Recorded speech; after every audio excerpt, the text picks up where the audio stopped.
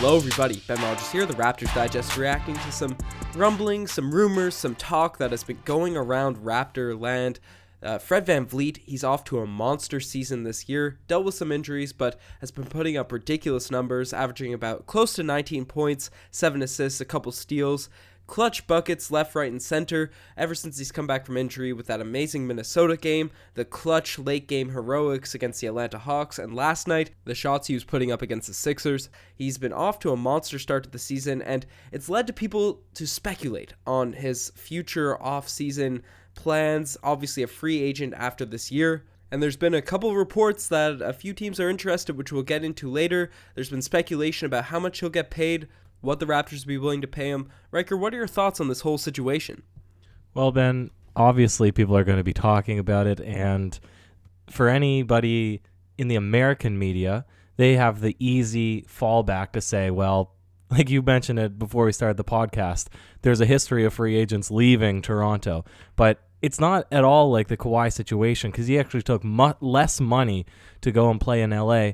This is more like Bismack Biyombo, right? Where there is the potential that a team like the New York Knicks or the Detroit Pistons, or there's other teams that you'll probably mention, have the ability to perhaps max out Fred VanVleet, and in which case the Raptors need to think, do we want to match that contract? And I don't know what Fred VanVleet's incentives are to leave either. So, Ben, we got a couple of questions to answer here in this podcast. One, is Fred VanVleet a max contract player? Is he worth that amount of money? 2, is some team going to actually offer him that? And then 3, are the Toronto Raptors going to be in the bids if his stakes start going up to that level, or would we want to let him walk at that point? So there's a lot to dig into, Ben, but let's start with, is he a max contract guy? Obviously he's having a good season, but he's been a good player now for a few seasons. So what do you think the possibility is that his price range is going in the 15, the 20, the $25 million range?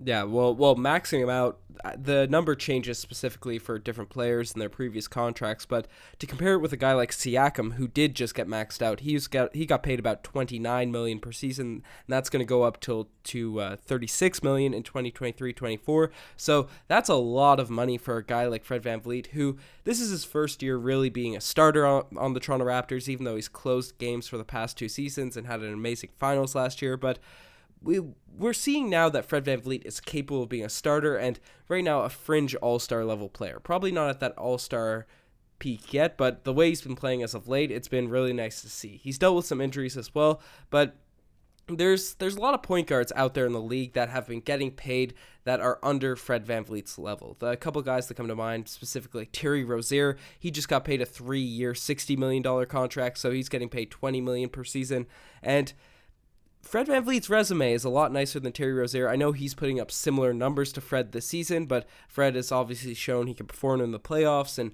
that sort of stuff. I guess Terry did that as well. But Riker, just would you be willing to pay him I guess if Terry's getting paid a 3-year, $20 million deal, people were skeptical about that when he signed it. $27 million is pretty realistic for Fred. Yeah, it's a good comparison as well with that Terry Rozier comment because really you have the benefit of a good team, right? Terry Rozier, whether or not you believe he is worth his salary, he put up good numbers on a good playoff team, right? The Boston Celtics have been surpassed expectations ever since they lost their core unit. They've consistently done well, and he was an integral part of that team. So it makes sense why the Charlotte Hornets, kind of desperate, would take a chance on him. It's the exact same with Fred VanVleet. Of course, Fred VanVleet has been a closer at times for the Toronto Raptors. He's been maybe the guy that got it done in that Golden State Warriors series to actually win the championship. But if you remove him from this positive environment, this amazing coaching staff, and just place him on a deadbeat team such as the Knicks or the Pistons, or maybe he would go to a good a bigger market team, I don't know, but if you placed him as a central piece, would he perform the same, right? Would he even have the same ability? Like when his kicks, he's not certain that those guys are going to finish. That's when I'd start to question, is he a $20-25 million guy? But you're absolutely right. I think for all intents and purposes, somebody's going to offer him that amount of money. Yeah, that I think $25 million. I'd be very shocked if Fred signs anywhere under that billing. especially when looking at other guards around the league.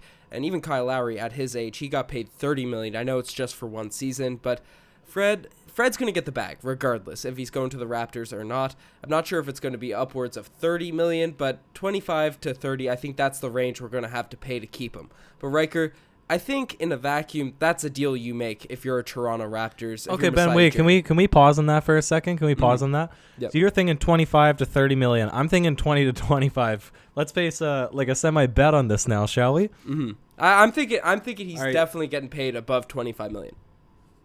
Okay, I'm thinking 20 to 25 range. We'll have to determine what happens when we know for certain, but let's keep this in mind, shall we? Certainly. But he's going to get the bag regardless. But the thing that's interesting for the Toronto Raptors, and it's come up whenever we talk about free agent signing and who we're going to pay. We discussed a lot in terms of the Lowry extension, and he inevitably signed for 1 year. But 2021 is the offseason that Masai Ujiri is trying to save money for. And he's been open about that. Giannis is the target, and currently we have Siakam. Obviously, we had to max him out. He's going to be getting paid $31 million and upwards on after 2021. Norman Powell is guaranteed, or he's going to actually he might turn down the player option for $11 million the way he's been playing as of late. But that's the guaranteed money we have thrown out there for the Toronto Raptors during that season. And if we sign Fred VanVleet to a multi-year deal, that could certainly infringe on our cap space on that 2021 offseason. We're going to be looking for those max level guys. Should that be taken into account in terms of giving Fred VanVleet and maybe risking lowballing him and letting him walk for nothing just for the hopes of maybe bringing in Giannis or a player like that? Or do we give Fred the bag and not worry about it, and if Giannis wants to come, figure out as we go? Ben, 110% it's a consideration because you look at a team like the Lakers, and they've been capped because of their ability to pay guys. They obviously want to make a more complete team than what they have, but the finances just don't align. When you're trying to land multiple big fish, it's hard to pay them all unless they're willing to take a bit of a pay cut. The only thing is you hope when you have aging guys with big contracts such as Lowry, Ibaka, Marc Gasol, that those are the guys you'd be willing to skim. I would hate to see Giannis decide to stay in Milwaukee or to go to any other market and we pass up on Fred, right? Because then I don't know what the future of the Raptors would be. Maybe this is a hot take, but I see it being worthwhile to pursue Fred, to keep Siakam, and then I think guys like Norman Powell, you let him walk. Not that you'd want to, but I'm saying he's way more disposable than VanVleet. But if somebody gives VanVleet a max option, are we able to max out Fred, max out Siakam, max out Giannis potentially, and then have anything left of a team to pay after? I'm not sure. Yeah, it's really interesting when you look at the cap because before the season, people expected that Norman Powell would be certainly taking up that $11 million player option in 2021, but he's been almost averaging a 20-piece this season, Ryker, and you bring up the point that you think Fred VanVleet is much more indisposable than Norman Powell. I think there's an argument to be made there, the way Norman's been playing, his athleticism, his defense, and I'm not saying I disagree with you, but I think there's going to be a lot of people in the comment section, a lot of Raptors fans that are more willing to debate the value of those two guys, so that's an interesting thing to look at there. Another consideration to take into account, OG Anunoby's rookie scale contract is up after 2021. Terrence Davis, a guy no one's going to really think about right now, but he's looking like a budding star in terms of being an undrafted rookie right now and the way he could possibly develop. He's going to be a free agent in 2021. So we have a lot of players on this roster that we're not really thinking or wasn't really in the headspace of Raptors fans when we talked about this sort of stuff in the summer and the offseason. But it's going to have to be considered. And I know a lot of people want to keep Rondé Hollis-Jefferson long term. So a lot of interesting things. We have obviously our big money guys right now, Ibaka, Gasol, Lowry. So Masai Ujiri is definitely a lot of big decisions to be made, but the reason this is really pressing, so to speak, right now is because the level Fred VanVleet's been playing at, if you've been listening to the podcast, or watching the games, he's just been tearing it up in the clutch for the Raptors recently, but reports have come out that the Detroit Pistons are really looking to target Fred VanVleet this free agency, as they're just looking for talent. Andre Drummond might walk, so they'll have the cap to really pay him big time, and there's been rumblings from a lot of kind of outlets, people that speculate around the league, that the New York Knicks might max Fred VanVleet. I think that might be sort of a meme, more to so to speak, after Fred's been playing well and people are saying that they should max Fred. But the Knicks are a team with with a lot of money to be had to throw out to players. They're looking for a point guard. They've been open about that. Dennis Smith Jr. has really failed for them. They're willing to trade anybody. Those are two teams that people have been talking about could possibly sweep away Fred VanVleet. And let's just say the Knicks come in with a $30 million offer, Riker. Should we match that? Do you think Fred would accept that over maybe we are kind of in the middle, about $25 million offer from the Raptors? What can we expect from these other teams in NBA free agency? It's, Ben, the issue is, and we've been talking about how solid the Raptors development staff is, how good our bench has been. Eventually, we had to have known that it's going to come to this point where we have forged such a good team that all the players in their own respect are going to be able to command a lot of money. And unless they are willing to stay for a smaller amount, we're not going to be able to hold on to them all. And I think the question is, are we willing to put all of our chips into Fred VanVleet and still try to land somebody big and then maybe sacrifice the depth that the Raptors have become so comfortable to?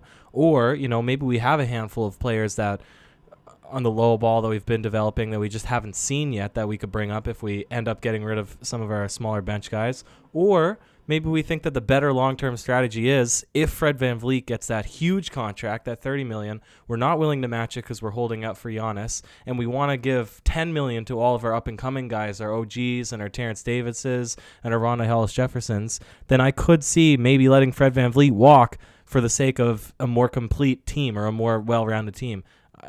I would hate to see Fred VanVleet go, and I already said it. I'm of the opinion I'd be willing to give him the money and maybe let the rest of them walk.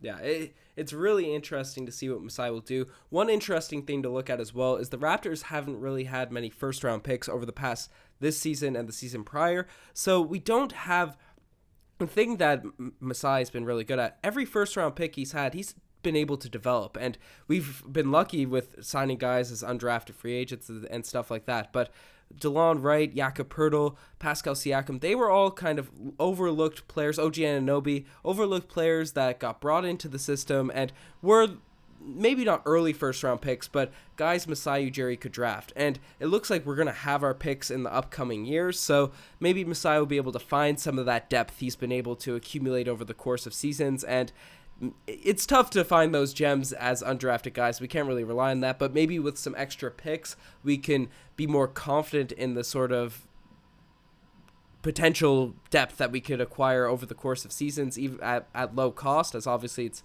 cheaper to pay a rookie than a free agent or a guy like that. So I don't know. It's going to be really tough. I'm sure.